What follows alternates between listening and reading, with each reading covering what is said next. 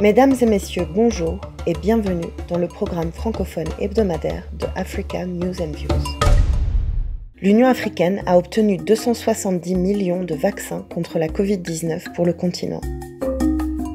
Les vaccins, dont au moins 50 millions seront disponibles entre avril et juin, seront fournis par les laboratoires Pfizer-BioNTech, AstraZeneca, dont la production est en Inde, et Johnson & Johnson.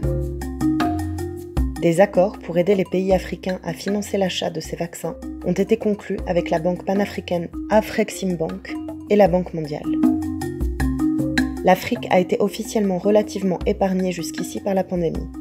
Le continent enregistre un peu plus de 3 millions de cas et plus de 74 000 décès selon les données officielles, contre 16 millions de cas et plus de 500 000 décès pour l'Amérique du Sud et les Caraïbes par exemple. Mais plusieurs pays sur le continent font face à une virulente deuxième vague de l'épidémie, à l'image de l'Afrique du Sud, pays de loin le plus touché avec plus d'1,2 million de cas et 35 000 morts. La mission de l'UA pour trouver des vaccins mène des discussions avec d'autres fabricants pour obtenir davantage de doses. Environ 18 millions d'électeurs ougandais étaient appelés ce jeudi 14 janvier à choisir leur futur président et député. Malgré des craintes de débordement, le scrutin s'est déroulé dans le calme, y compris à Kampala. Le candidat de l'opposition Bobi Wine a voté sans incident à Makerere, au nord de la capitale ougandaise, au milieu d'une large foule qui s'était rassemblée pour l'accueillir. Le président sortant, Yoweri Museveni, s'est quant à lui rendu dans sa région natale, dans l'ouest du pays. Les bureaux de Kampala ont fermé peu après 16 heures. Dans certains, comme celui du Théâtre national, un premier décompte a été réalisé devant les observateurs des différents partis. Les bulletins de vote ont ensuite été envoyés au Centre national. La commission électorale a jusqu'à samedi 16h pour annoncer les résultats.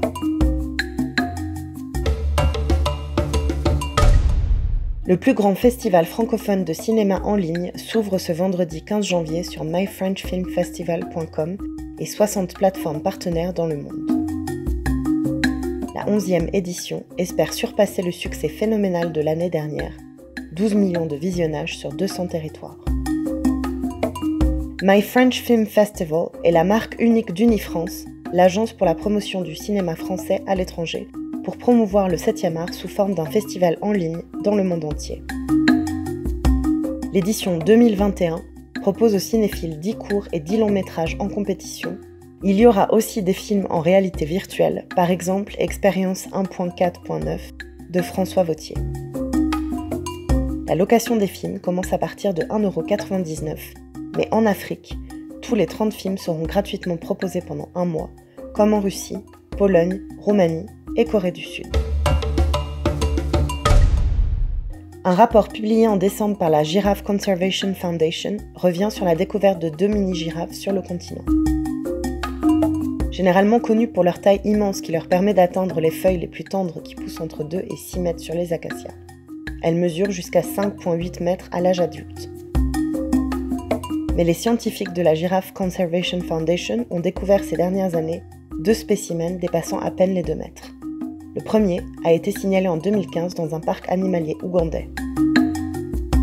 3 ans plus tard, de l'autre côté du continent, une autre mini-girafe a été aperçue en Namibie. Les scientifiques pensent que la petite taille de ces 2 spécimens vient d'un développement anormal des os. Les 2 créatures ont un long cou régulier, mais leurs pattes sont beaucoup plus courtes et plus épaisses que leurs congénères. Né au Ghana, Anthony Nti a étudié le cinéma à l'école des arts RITCS à Bruxelles. Il a réalisé plusieurs publicités et clips musicaux avec une multitude de jeunes artistes talentueux. Dans son court-métrage, Daiye, le Ghanéen explore le thème de l'innocence enfantine confrontée au monde des adultes. Anthony Nti crée des visuels artistiques qui capturent la profondeur de ces diverses expériences africaines de manière authentique.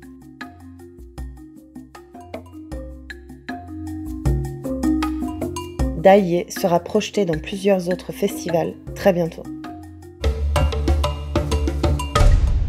La FIFA a dévoilé son comité de normalisation qui a pris la direction de la Fédération ivoirienne de football. Madame Dao Gabala, l'ex-ministre Martin Bléou et maître Simon Abbé compose le comité de normalisation de la FIFA devant diriger la FIF. La FIFA a placé sous tutelle la FIF, plongée dans une crise de succession. Cette dernière sera gérée par le comité de normalisation, qui agira notamment en qualité de commission électorale pour l'organisation de l'élection d'un nouveau comité exécutif. La Côte d'Ivoire doit accueillir la Coupe d'Afrique des Nations en 2023.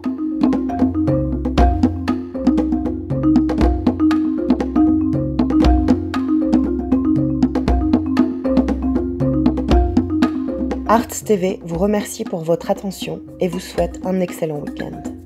Prenez soin de vous. Marianne Coilot, Addis Abeba, Éthiopie.